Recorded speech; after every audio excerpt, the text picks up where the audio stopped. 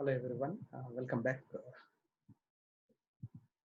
Rock mechanics and static control. Okay, I'm going to cover the following topics as part of this video lecture. Before that, let me recap what I had covered in earlier videos. Earlier, we discussed what is vertical stress and what are lateral stresses, the relation between vertical and lateral stresses. Okay, and the stress distribution in a 2D model. Next, normal stress, shear stress, which are acting along the failure plane, and then we further discussed on analysis of stress distribution in a 3D model. And finally, we discussed about principal plane and major and minor principal stresses. You know what exactly the principal plane is? The principal plane is a plane of failure in which there will not, due to application of forces or due to application of stress, okay, there will not be any what you call shear stress along the failure plane. Only the normal stresses will be acting on that plane. So if the normal stress is of maximum, then it is called major principal stress, and if the normal stress is of what you call minimum, then it is called minor principal stress. Okay, so in this video lecture, I'm going to cover again what you call the principal stresses, major principal stress, minor principal stress. Then we are going to discuss about the Mohr circle and what are the different sign conventions and procedure used to draw the Mohr circle, and the simple numerical problems based on Mohr circle. Then we'll discuss about Mohr's envelope and what are the features of Mohr's envelope, how to get the value, how to determine the value of internal friction along the failure plane, and what you call the coercive force that will be acting along the failure plane. Then, if time permits, then we'll discuss about the stress distribution around a mine workings. Like if the opening is of narrow, how exactly the stress distribution is going to be, and if the opening of wider one, that is in case of long wall phase, how the stress distribution is going to take place. Okay, let's move on. In principal plane, as we discussed earlier, it is a plane of failure in which the normal stress acting on the plane is maximum and the corresponding shear stress is 0. That's nothing but in this plane there will not be any shear stress. Only the normal stress will be acting, though there are either maximum or minimum. Okay, the major principal stress. What exactly the major principal? The maximum value of normal stress acting on a principal plane is known as major principal stress. Means what are the normal stress that is acting on the principal plane? If it is of maximum value, then it is called major principal stress. Generally, it is denoted by the symbol sigma 1. Next, coming to the minor principal stress. The minimum value of normal stress acting on a principal plane is known as minor principal stress. Minor principal, it's a minimum value. So generally here I have used notation sigma 2, but generally we'll be using sigma 3 to represent the minor principal stresses. So what are the formulas that we'll be using to determine the major and minor principal stresses? See here sigma 1 represents the major principal stress, which is equal to, because sigma x and sigma y, the normal stress is acting along the plane x and along plane y. So sigma x plus sigma y by 2 plus 1 by 2 into square root of sigma x minus sigma y whole square plus 4 tau xy whole square, where here the tau xy is nothing but the shear stress that is acting along the plane x towards the direction y. Next, in sigma 3, here I have represented sigma 2, okay, which is also known as minor principal stresses. Okay, sigma 2 is equal to 1 by 2 into sigma x plus sigma y by sigma y minus 1 by 2 into square root of sigma x minus sigma y whole square plus tau xy whole square, tau xy square. So the term sigma 1 and sigma 2 are termed as the principal stresses of the system. So these two equations generally we'll be using to determine the value of major and minor principal stresses. Next, what would be what you call the angle made by the principal stress now? Because in the principal plane, the value of what you call the shear stress is 0, whereas the normal stress is either maximum or minimum. Then what is the how much what would be the angle of the plane? So that we can determine using the formula tan theta is equal to 2 tau xy by sigma x minus sigma y.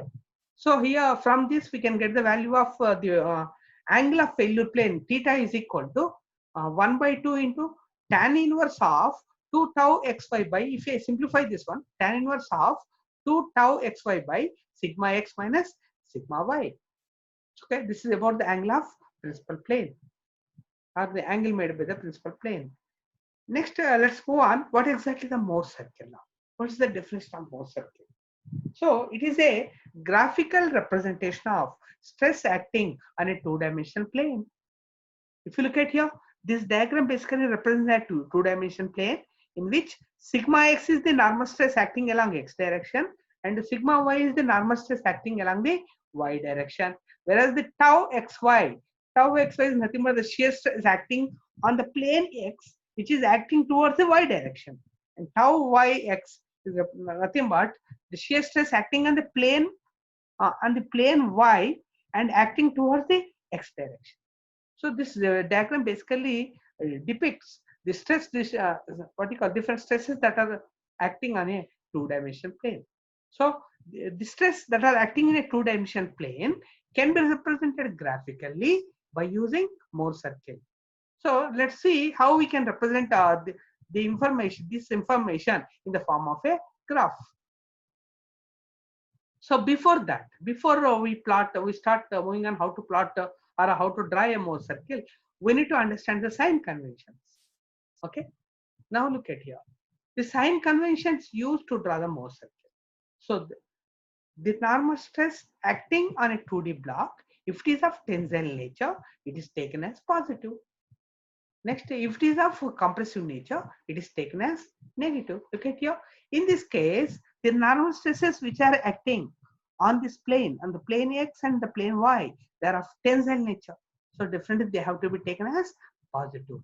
If they are of other way around, like they are of compressive nature, then they are taken as negative. Like this, for example, let's say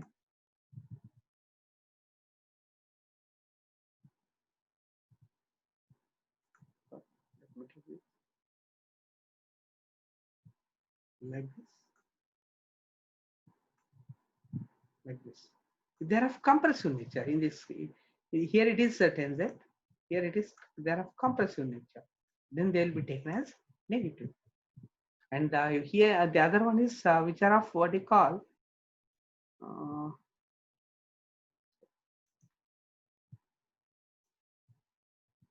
they're called tensile nature. So the normal stresses which are of tensile nature, they're taken as positive, and the normal stresses which are of compressive nature, they are taken as negative. Next, the sign convention for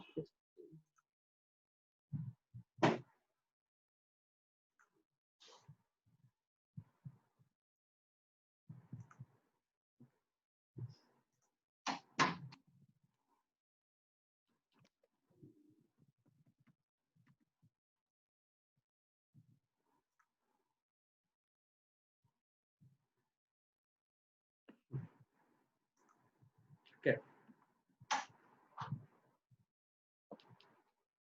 Next, the sign convention for shear stresses acting on a 2D block. The shear stresses which are acting the clockwise direction, they are taken as positive. So in this case, tau yx, which is of clockwise direction, whereas tau xy is of anti-clockwise direction. So the shear stresses which are acting in the clockwise direction are taken as positive, and the shear stresses which are acting on the anti-clockwise direction are taken as negative. So I repeat, so this is what exactly this is all the sign convention that we follow in case while before to draw the Mohr circle. So if the normal stresses which are of compressive nature, they will be taken as negative. They will be treated as a negative forces. Whereas if the normal stresses are of tensile nature, they are taken as positive. Now coming to the shear stresses, the shear stress which are acting toward the clockwise direction of the body, so with respect to the center, they are known as they are taken as positive. If they are acting in the anti-clockwise direction, they are taken as negative. So same thing. The shear stress is acting on a 2D block. Clockwise direction is taken as positive. In the counterclockwise direction, nothing but anti-clockwise direction is taken as negative. So this sign convention we follow. Next, in order to draw the method to draw the Mohr circle. In a Mohr circle diagram, x-axis represents the normal stress. X-axis represents the normal stress. This is about the normal stress, whereas the y-axis represents shear stresses. So in our case, let's say there is one sigma x, okay, sigma x, and the sigma y, and the corresponding tau xy and tau yx. Okay, this is how it is. So in the x-axis we'll be taking the normal stress, whereas on y-axis will be taking what you call y-axis represents what, the shear stresses. Okay, in this case sigma x and sigma 3. So let's move on. Let's discuss further. Each point on the Mohr circle represents a plane in a 2D block. So that's nothing but, let's see here. Let's say point P, a point Q. What exactly this point P represents? Let us say, let's go a little bit back. Okay. See here on a plane here, in this plane, the normal stress acting is sigma x. The corresponding shear stress is of tau xy.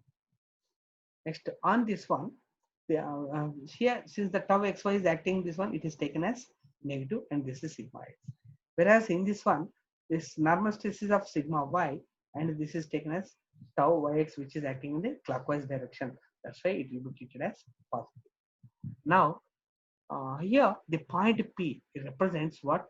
The stresses, nothing but this point P represents, look at here, in the above diagram, P represents what? Sigma x comma tau xy. That's nothing but every point on the Mohr circle represents a plane in a 2D block model. Because if you look at the plane of any 2D block model, there are two stresses that are acting on it. One is the normal stress, and the second one is the shear stresses. So these two put together will be treated as a point in a Mohr circle. That's what exactly it is. See here in the above diagram, P sigma x, point P represents sigma x comma tau xy, and the point Q represents sigma x comma tau yx, represents 2 points on the Mohr circle. So next, in order to draw this one, these 2 points we have represented.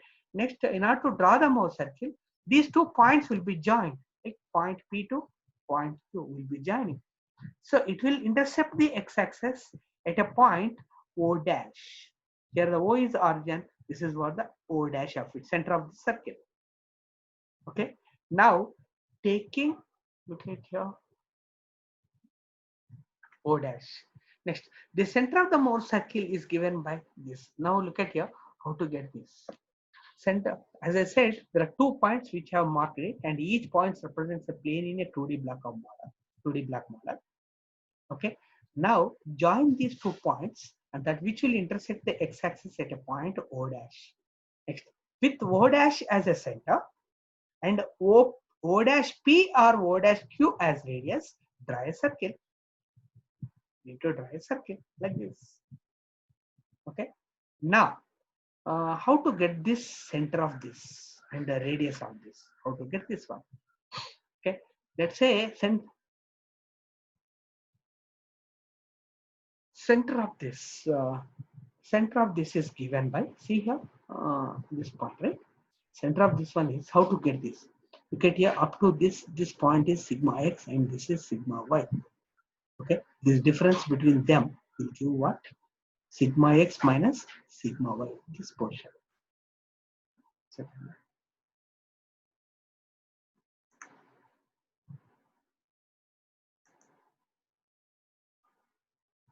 This portion is equal to what? Sigma x minus sigma y. Okay.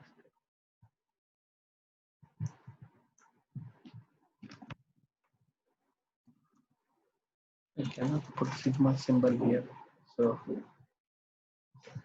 let me put sigma x minus sigma y. That represents up to this point. Okay. Next, I wanted this point now. So this is divided by 2. Sigma x minus sigma y by 2. Next, I need to add this point. Sigma y also I should add because I need to add this one till this point. So this is sigma y. This portion is what? Sigma x minus sigma y. And this half of this part is what? Okay. So this, right? Okay. Sigma x, this entire portion is what? Sigma x minus sigma y. Okay. And I have sigma x minus sigma y. And this half of this portion is sigma x minus sigma y by 2. To this portion, this half portion, I should add sigma y. So which is going to be what? Sigma x plus sigma y by 2. This is one part of it.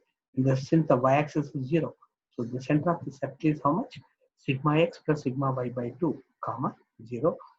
If I wanted to what you call identify the center of the Mohr circle in terms of normal stress acting, normal stress sigma x and the normal stress sigma y acting on a 2D block of 2D block. Okay, that's how it is. So center is going to be how much? Sigma x plus sigma y by 2, comma 0. So this is how this center is going to be. Okay. So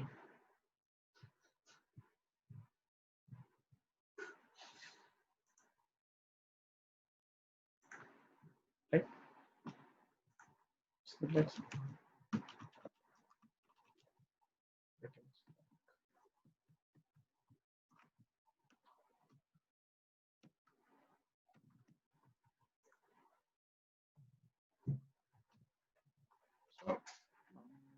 and the points P and Q are joined by a straight line with which intersect x-axis of those jets.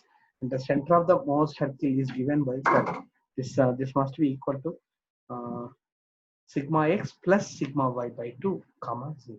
This I corrected. It must be plus. Okay. The Mohr circle intersects x-axis at 2 points where the value of shear stress is equal to 0. Look at here. This point and this point, because I have drawn like this. It's intersecting x-axis at this point and this point. Okay, where the value of shear stress is 0. This is 0, and the value of y-axis is 0. Y coordinate is 0. It contains only the x-axis. So this value, let's say this is sigma 1 comma 0, and this is sigma 3 comma 0. So it intersects the x-axis at 2 locations. Okay, the Mohr circle intersects the x-axis at 2 points where the value of shear stress is equal to 0.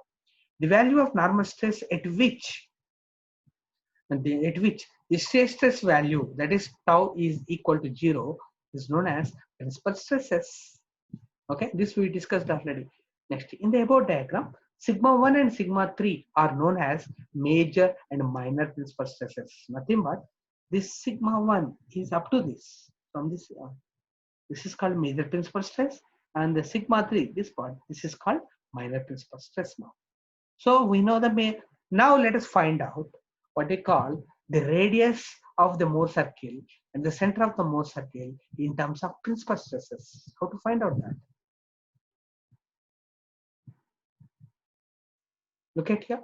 Formula to calculate the radius of the Mohr circle given the major and minor principal stresses. Like sigma 1 is the major principal stress and sigma 3 is the minor principal stress. Now how to find out the radius and how to find out the center? Look at here. Up to this one, this is sigma 1 and this is sigma 3.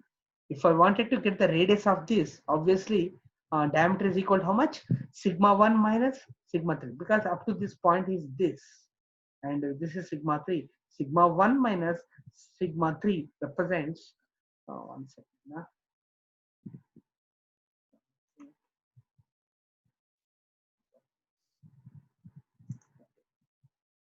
Here, this is sigma 1.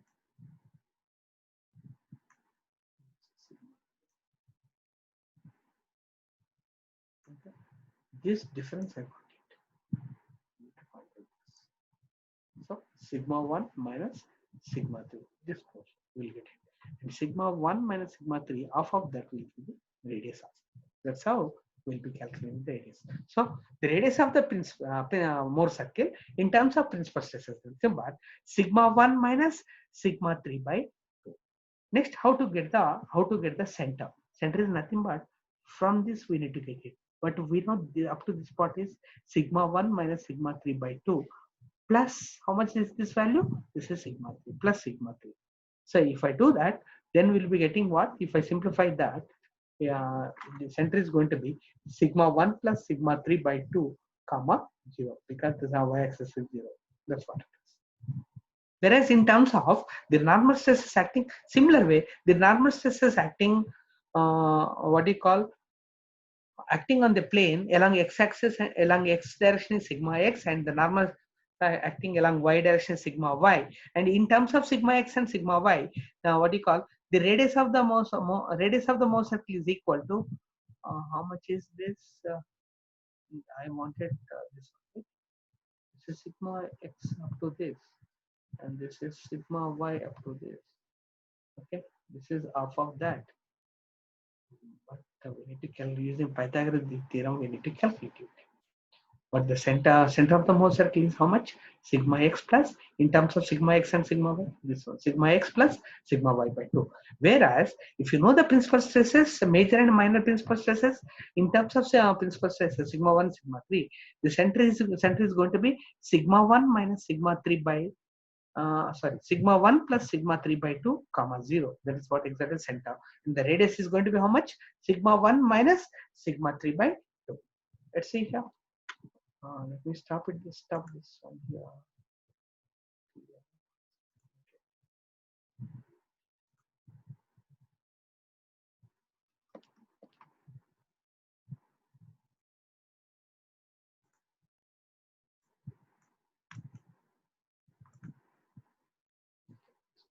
Good. Okay. The formula to calculate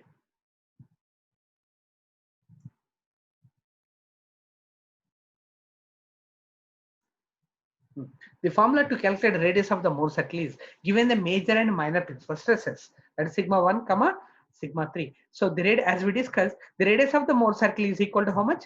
Sigma 1 minus sigma 3 by 2, whereas the center of the Mohr circle is what? Sigma 1 plus sigma 3 by 2 comma 0. So that's why I need to write 0 comma 0. Let's move on.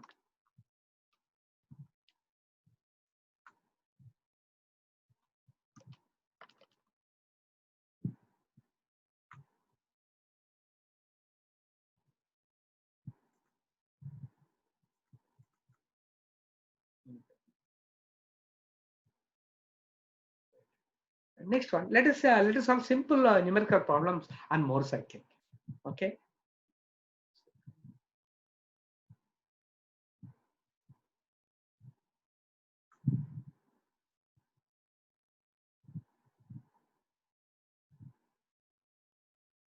Okay. So see here in this problem, given the major and minor principal stresses acting on a failure plane or major stress, that is nothing but sigma 1 is equal to how much? 8 megapascals, and the minor is how much? Sigma 3 is equal to 2 megapascals. Calculate the radius and the center of the Mohr. It's very simple. Sigma 1 given, the values of sigma 1 is equal to 8 megapascals and sigma 3 is equal to 2 megapascals.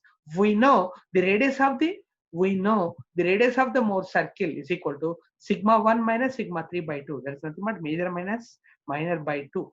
So 8 minus 2 by 2, that's nothing but 6 by 2 is equal to 3 megapascals. And, and the center of the Mohr circle, O dash is equal to, we know the formula for this is what? Sigma 1 plus sigma 3 by 2 comma 0. So value of sigma 1 is 8 and sigma 3 is 2. 8 plus 2 by 2.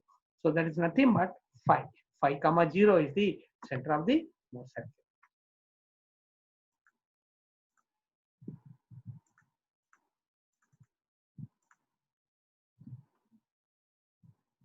Okay. Next, move on. What is Mohr's envelope? Okay.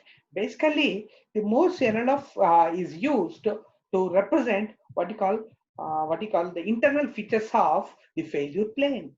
So if you look at here, the Mohr's envelope, basically it represents a graph showing number of Mohr circles drawn on a rock sample by applying the stresses, different type with different stresses, sigma 1, sigma 3, like that. The different stresses will be keep on applying on the sample, and we'll be drawing the number of Mohr circles.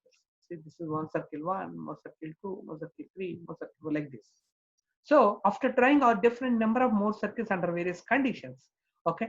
Next, a tangent. See here, what is Mohr circle? A graph showing the number of Mohr circles for different values of normal and shear stresses are plotted as shown in the figure.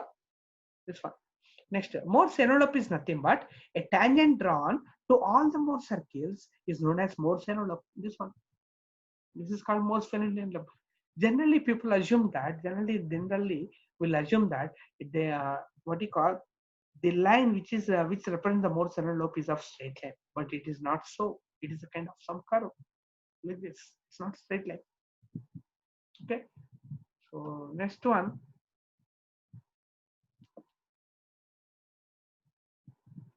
Next, let us discuss further what you call analysis of the Mohr's envelope. So what exactly the Mohr's envelope represent and what conclusion that we can draw. So I took what you call one Mohr circle and I have drawn a tangent to it. So and it intercepted the y-axis at location. At this point it has intercepted. It made an intercept of C. Now from this Mohr's envelope, we can find out the angle of internal friction phi and the what you call the coercive force that will be acting along the failure plane C. Along the failure plane which is represented by C. C is nothing but the coercive force. Okay. So now here how to get this one? So I have drawn a vertical Mohr circle for a given vertical sigma 1 and sigma 3 values. Okay, I have drawn this one. Okay, and I have drawn a tangent to this. Okay, if I draw several ones, we will get a common tangent of it. That tangent, it makes an intercept on the y-axis. Whatever the intercept made by the what you call the tangent on y-axis represents represents the coercive force that will be that is acting on the failure plane. Whereas if I the angle made by this tangent, that's not if I draw any horizontal line here, one sec. If I draw any horizontal line here and trying to get something like this here, some value, this value.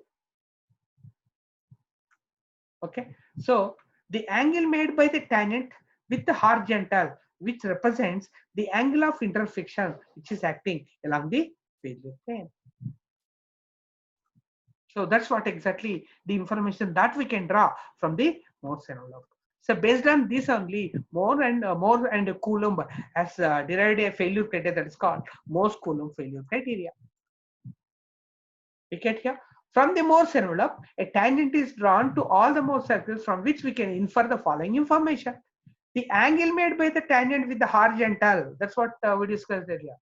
The angle made by the tangent with the horizontal, anytime if you look at here, okay, represents the angle of internal friction along failure plane.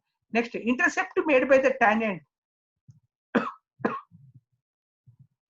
Intercept made by this tangent on y-axis. On y-axis, the intercept made by the tangent on y-axis represents the coercive force that is acting along the failure plane. Coercive force. See, the Mohr's Coulomb failure criterion can be written as the equation for the line that represents the failure plane. The general equation is tau, the shear force acting along the failure plane, is equal to C plus sigma f into tan phi, where is nothing but, see here, where tau is represent what? The shear stress on the failure plane, and C is the what? The coercive force that is what that is acting on along the failure plane, and the sigma is nothing but what? The normal stress along the failure plane, and the phi is nothing but what? Angle of internal friction. So knowing the value of normal stress and the angle of internal friction and the cohesion, we can calculate the corresponding shear stress using this formula. So tau is equal to C plus sigma n into tan phi. Okay. Now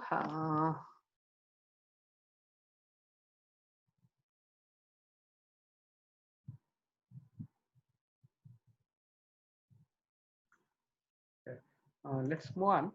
Let us discuss. So far we discussed about different type of stresses, principal stress, major principal stress, minor principal stress, and Mohr's envelope, and how to draw the Mohr's envelope, and what are the various vertical conclusions that we can draw from the Mohs envelope, and those things we discussed, and what are the salient features of Mohs circle, etc. Next, let us move on. Let us discuss about stress distribution around a narrow opening. Okay. So this is very, as a mining for any mining engineer, we need to understand these concepts clearly.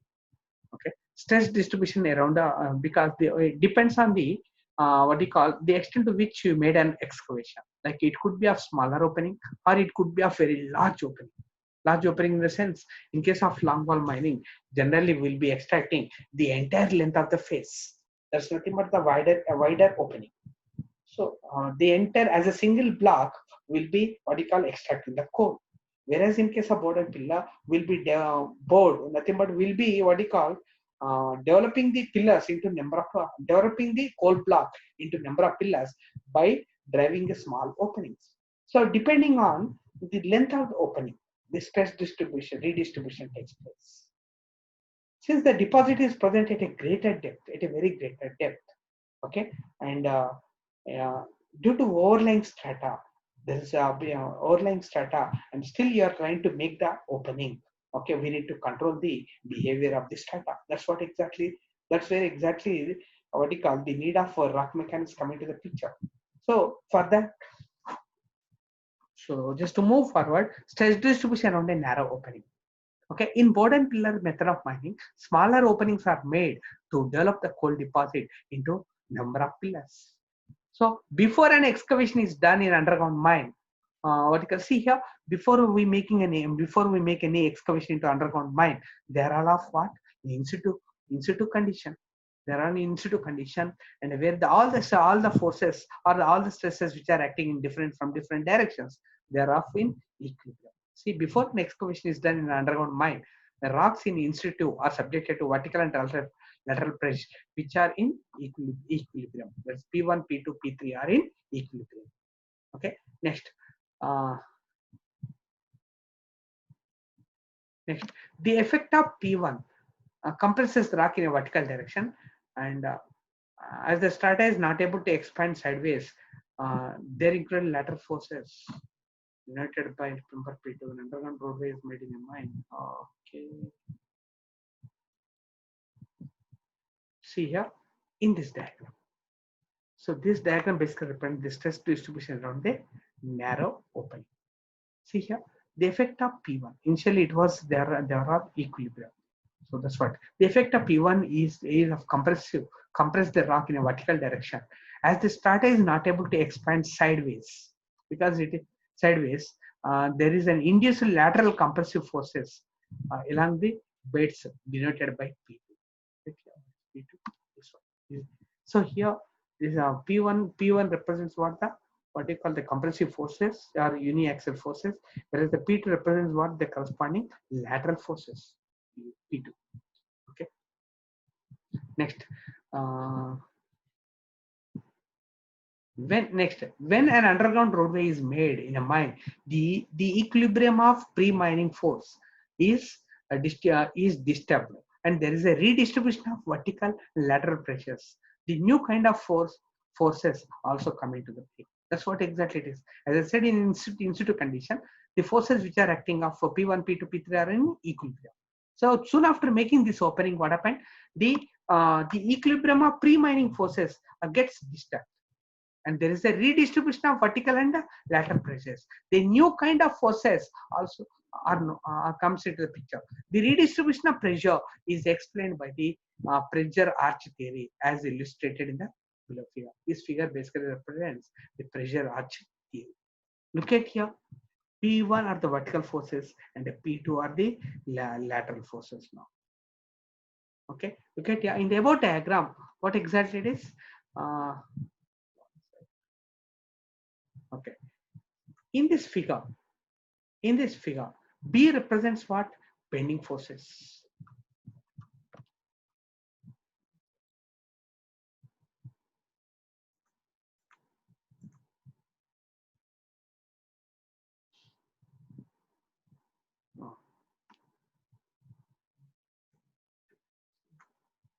B represents what? the bending forces. This one P.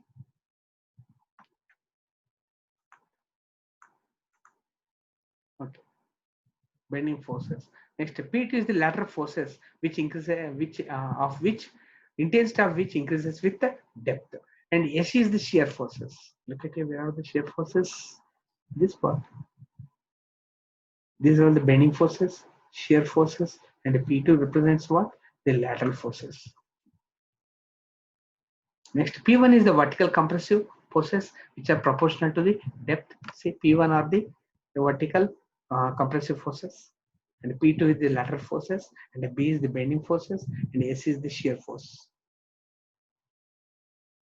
Okay, and C is the increased pressure roadway abutment pressure. What exactly is abutment pressure?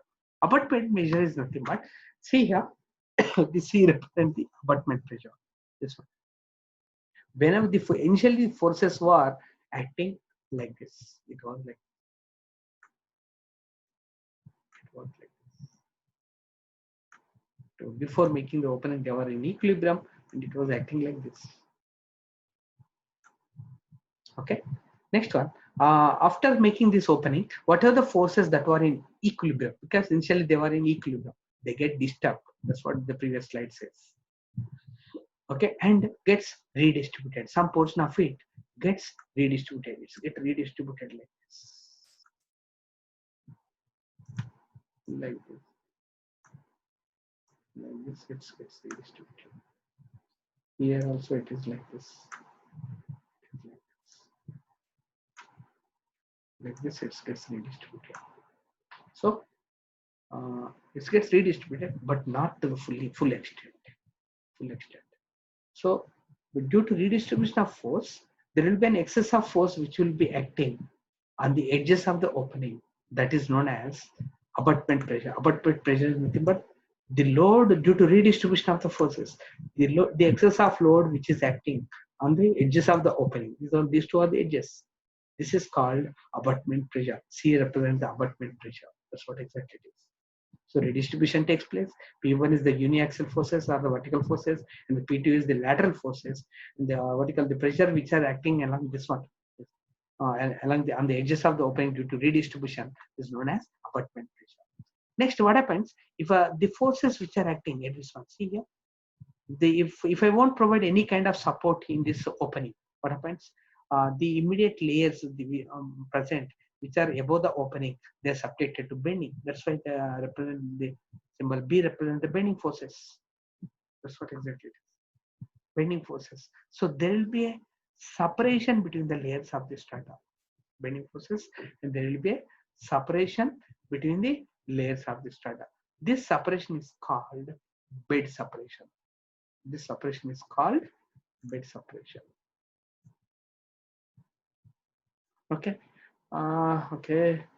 This I'll stop it here. We'll discuss further in the next class. Okay. Okay. Thank you. Thanks for watching.